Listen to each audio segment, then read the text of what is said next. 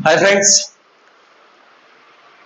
तो जैसा कि पिछली वीडियो में मैंने आपको बताया था कि कॉनकेव मिरर का या कॉन्वेक्स मिरर का जो हम डायग्राम्स बनाते हैं, उन डायग्राम्स के रूल्स क्या होते हैं। जो हम रे डायग्राम्स बनाते हैं जिसमें कि हमको ऑब्जेक्ट की लोकेशन पता हो तो इमेज की लोकेशन कैसे निकालते हैं, या इमेज की लोकेशन अगर पता हो तो हम ऑब्जेक्ट कैसे पता कर सकते हैं।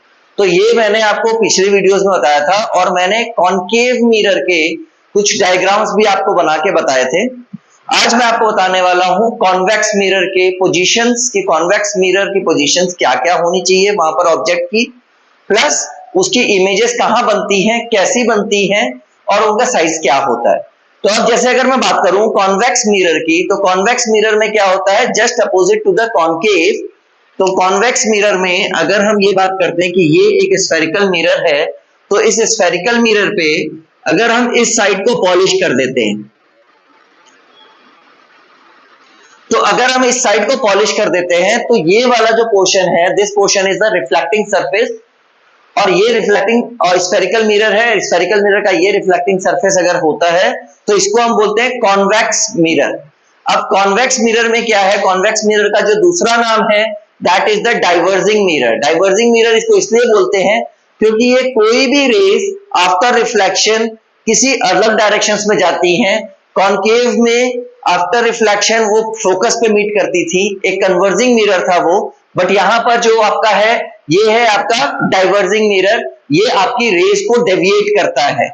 अब अगर मैं बात करूं कि इसके अंदर सेंटर ऑफ कर्वेचर किधर होगा, इसमें फोकस कहां पर होगा, इसमें पोल कहां पर होगा, तो अगर मैं शेप इसका देखूं तो ये स्फेरिकल मिरर का एक पार्ट है जिसका सेंटर ऑफ कर्वेचर होगा राइट हैंड साइड पे।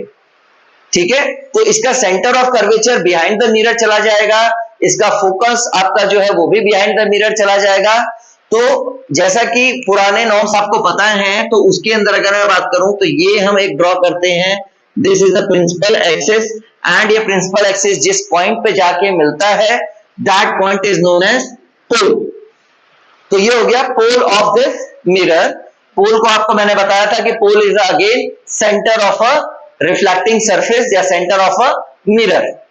अब अगर मैं इसको इमेजिनरी अगर एक्सटेंड करता हूं तो मेरा जो सेंटर ऑफ कर्वेचर है वो कहीं मिरर के पीछे इस साइड पे जाके होगा, that is the centre of curvature. And pole और सेंटर ऑफ कर्वेचर के बीच का जो पार्ट होता है that is known as focus.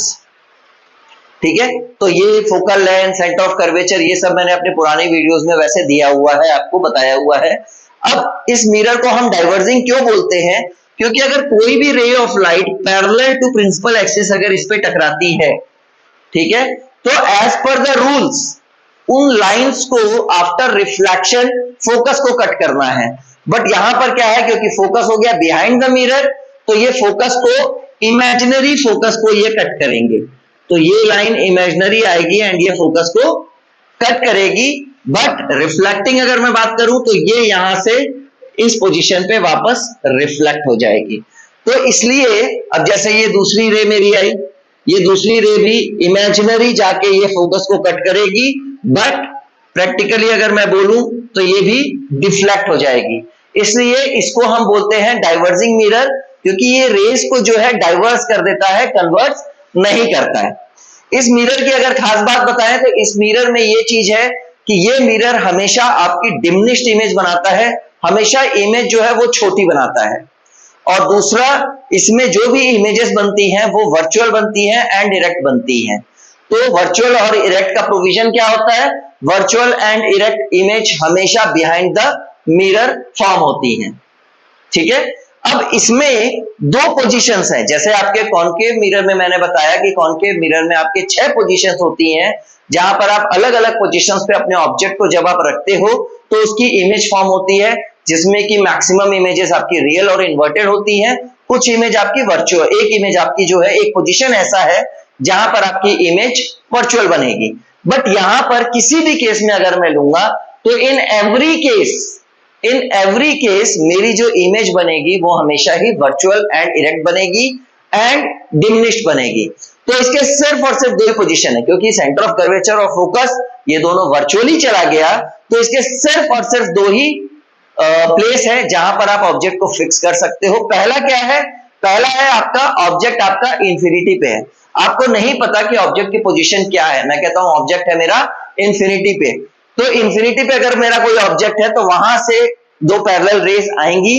और जैसा कि मैंने बताया है पिछली वीडियोस में कि अगर आपको रे डायग्राम बनाना है तो उसके लिए आपको दो रेज बेयर मिनिमम रिक्वायर्ड होती हैं, क्योंकि वही जो दोनों रेज जहां पर जाके मिलती हैं तभी आपका इमेज फॉर्म होता है। सिंगल रे से आपका इमेज फॉर्म नहीं हो सकता। तो यहां पर क्या हुआ आपका कि इंफिनिटी से मेरा एक ऑब्जेक्ट है, मेरा इंफिनिटी पे मुझे नहीं पता कि उसका क्या साइज है क्या नहीं है, तो पैरेलल जो है वहां से दो ray of light parallel to the principal axis आई एंड उसके बाद वो जाके मर्ज हो गई मेरा फोकस पे, क्योंकि एज पर द नॉर्म्स कोई भी लाइन अगर पैरेलल टू प्रिंसिपल एक्सिस आती है आफ्टर रिफ्लेक्शन उसको फोकस को कट करना है। बट यहाँ फोकस बिहाइंड द मिरर है तो इसलिए इमेजिनरी लाइन हम ड्रॉ करते हैं। तो इंफिनिटी पे अगर मेरा ऑब्जेक्ट है तो इमेज मेरी फॉर्म होती है virtual behind the mirror at focus and जो साइज ऑफ द इमेज होगा that is point size image. ठीक है। एंड अब उसके बाद अगर मैं बात करूं आपका दूसरा पोजीशन क्या है,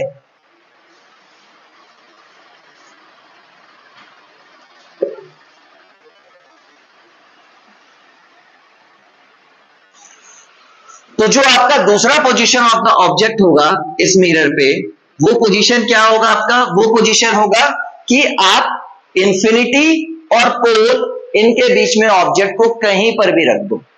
तो आपने मान के चल लीजिए इंफिनिटी और पोल के बीच में आपने ऑब्जेक्ट को रख दिया, कहीं पर भी आपने ऑब्जेक्ट यहां रख दिया। अब ये अगर आपने ऑब्जेक्ट यहां रख दिया तो यहां से रे ऑफ लाइट जाएगी that is parallel to principal axis, parallel गई और उसके बाद ये यहां से डिफ्लेक्ट हो गई और इमेजिनरी जाके ये मिल गई फोकस पे और ये यहां से आपकी रे ऑफ लाइट डिफ्लेक्ट हो गई। तो पहला रे आई एंड वो डिफ्लेक्ट हो गई, इमेजिनरी जाके फोकस पे मिल गई। दूसरा आपको एक और नॉर्म्स पता है कि अगर मैं बात करूं कि पोल पे कभी भी अगर कोई भी रे आके टकराती है तो जिस एंगल से वो आएगी उसी एंगल से वो वापस जाएगी। दिस नॉर्म्स दोनों मिरर्स के लिए सेम है, इसमें नॉर्म्स में कोई चेंजेस नहीं है। तो यहां पर अगर मैं बात करूं तो यहां से पोल पे अगर मेरी कोई रे ऑफ लाइट आती है तो जिस एंगल से वो आएगी उसी एंगल से वो टकरा के वापस चली जाएगी एंड इमेजिनरी अगर मैं बात करूं तो वो यहां से ऐसे जा रही है। तो अगर अब इसमें अगर देखा जाए तो इसमें ये है मेरा point of intersection of the both the rays. तो यहां पर अगर मैं एरो बनाता हूं तो ये मेरा ऑब्जेक्ट का इमेज फॉर्म हो गया, ये ऑब्जेक्ट हो गया, ये मेरी इमेज फॉर्म हो गई। तो जैसा कि आपने रे डायग्राम में देखा कि इसके अंदर इमेज वर्चुअल फॉर्म हुई है, इमेज इरेक्ट फॉर्म हुई है, वर्चुअल के साथ इरेक्ट है, इरेक्ट के अलावा ये डिमिनिश्ड है आपकी। तो मैंने जैसे कि बताया इसमें दो ही नॉर्म्स हैं रे डायग्राम के। पहला कि ऑब्जेक्ट मेरा इंफिनिटी पे हो जहां पर कि मेरी इमेज जो बनती है वो वर्चुअल इरेक्ट बनती है एंड पॉइंट साइज बनती है। दूसरा अगर मैं बात करूंगा तो दूसरा ऑब्जेक्ट इंफिनिटी और पोल के बीच में कहीं पर भी रख दिया जाए इमेज मेरी हमेशा एफ और पी की में फॉर्म होगी behind the mirror and that will be virtual erect and diminished. तो ये आपका जो है ये है आपका कॉनकेव मिरर का पार्ट कि कॉनकेव मिरर का आप जो है कैसे रे डायग्राम ड्रॉ कर सकते हैं। अब इसके बाद आज मैं कुछ एक्स्ट्रा आपको बताने वाला हूं जिसकी हम बात करते हैं साइन कन्वेक्शन, जो कि बहुत इंपॉर्टेंट है कि साइन कन्वेक्शन होता कैसे है, साइन कन्वेंशन का मतलब क्या है। तो साइन कन्वेंशन की अगर मैं बात करूं तो उसके अंदर आपको ये डिनोट करना पड़ता है कि क्या चीज नेगेटिव होगी एंड क्या चीज पॉजिटिव होगी। मैं आज आपको सिर्फ एक साइन कन्वेक्शन का छोटा सा ब्रीफ समझाऊंगा, बाकी साइन कन्वेक्शन हम पुट कैसे करते हैं वो चीज मैं आपको नेक्स्ट वीडियो में बताऊंगा। तो अगर मैं बात करूं यहां पर मेरे दो मिरर्स हैं, पहला था मेरा कॉनकेव मिरर एंड दूसरा था मेरा कॉन्वेक्स मिरर। तो इसमें दो तीन चीजें होती हैं जो कि हमको समझनी होती है। पहला है डिस्टेंस ऑफ ऑब्जेक्ट, इसको हम किससे डिनोट करते हैं। दूसरा है डिस्टेंस ऑफ इमेज और तीसरा है आपका फोकल लेंथ। तो जितने भी न्यूमेरिकल्स आपको करने हैं इस एक्सरसाइज के, इस चैप्टर के, वो तीनों बेसिकली इनके साइन कन्वेक्शन के ऊपर डिपेंड करता है, ठीक है। एंड चौथा एक और साइन कन्वेक्शन आता है जिसके ऊपर डिपेंड करेगा, दैट इज मैग्निफिकेशन। अभी इन चारों के बारे में डेप्थ में मैं आपको नेक्स्ट वीडियो में बताऊंगा। आज मैं जो आपको बताने जा रहा हूं कि इनमें साइन कन्वेक्शंस क्या लगता है और इनको हम किस चीज से डिनोट करते हैं, कि कल जब मैं आपको इसका पूरा एक्सप्लेन करूंगा तो वापस से हमको ये चीजें नहीं डिस्कस करनी पड़ेगी कि किसको हम किससे डिनोट कर रहे हैं। तो distance of object from the mirror अगर मैं बात करूं तो उसको हम डिनोट करते हैं u से, and distance of image from the mirror that is denoted by v। Focal length को हम डिनोट करते हैं f से, ये मैंने पहले भी बताया है, एंड मैग्निफिकेशन को हम डिनोट करते हैं m से। अब अगर मैं कॉनकेव मिरर की बात करूं तो कॉनकेव मिरर में u का साइन कन्वेक्शन होता है नेगेटिव, v का साइन कन्वेंशन होता है नेगेटिव, f का साइन कन्वेंशन होता है नेगेटिव, एंड मैग्निफिकेशन का मैं अभी आपको बताऊंगा। तो u नेगेटिव होता है, v नेगेटिव होता है और f भी नेगेटिव होता है, सिर्फ एक केस को छोड़ के, क्योंकि एक केस कॉनकेव मिरर में ऐसा है जिसके अंदर आपकी वर्चुअल इमेज बनती है, इमेज बिहाइंड द मिरर बनती है, तो उस केस में यहां पर होगा पॉजिटिव, हम v को पॉजिटिव से डिनोट करेंगे। सिर्फ इन दैट वन केस जब मेरा ऑब्जेक्ट फोकस और पोल के बीच में है, जहां पर मेरी इमेज वर्चुअल बन रही है, बाकी सब में मेरा नेगेटिव नेगेटिव नेगेटिव होता है। एंड मैग्निफिकेशन जो है वो मैक्सिमम केसेस में नेगेटिव होता है इसके अंदर, कॉनकेव मिरर के अंदर, और एक केस में वो भी पॉजिटिव होता है। तो ये आपको इससे देख के समझ में आ रहा होगा कि मैग्निफिकेशन का नेगेटिव और पॉजिटिव क्या है। अगर इमेज मेरी रियल बनती है इसका मतलब मैग्निफिकेशन नेगेटिव है, अगर इमेज मेरी वर्चुअल बनती है इसका मतलब मैग्निफिकेशन मेरा पॉजिटिव डिनोट करेगा, ठीक है। तो ये नेगेटिव साइन जो डिनोट होता है साइन कन्वेंशन के अंदर, वो नेगेटिव साइन सिर्फ यही चीज बताता है कि मेरा इमेज रियल बन रही है कि वर्चुअल बन रही है, ऑब्जेक्ट मेरा किस साइड ऑफ द मिरर में रखा हुआ है, लेफ्ट में है कि राइट में है। एक्सप्लेनेशन मैं आपको नेक्स्ट वीडियो में दे दूंगा।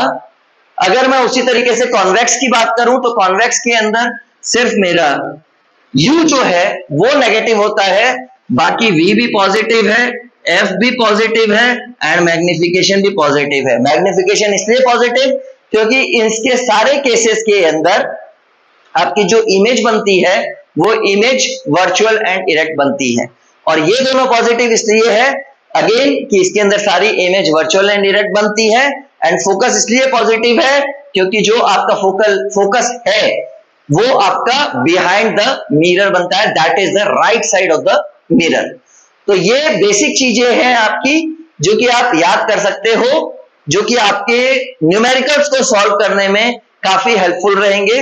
बाकी इसके बारे में ब्रीफ मैं आपको कल बताऊंगा कि साइन कन्वेंशन हम कैसे करते हैं, मैग्निफिकेशन का क्या फॉर्मूला है, एंड किसी भी मिरर में स्फेरिकल मिरर के अंदर अगर मुझे इमेज की डिस्टेंस, ऑब्जेक्ट की डिस्टेंस या फोकल लेंथ अगर कुछ भी निकालना है तो उसके लिए हम क्या फॉर्मूला यूज करते हैं, ये मैं आपको कल बताऊंगा अपने नेक्स्ट वीडियो में। तब तक के लिए thank you very much. Channel को सब्सक्राइब करें जितना हो सके, बाकी आगे कल मिलते हैं। Thank you.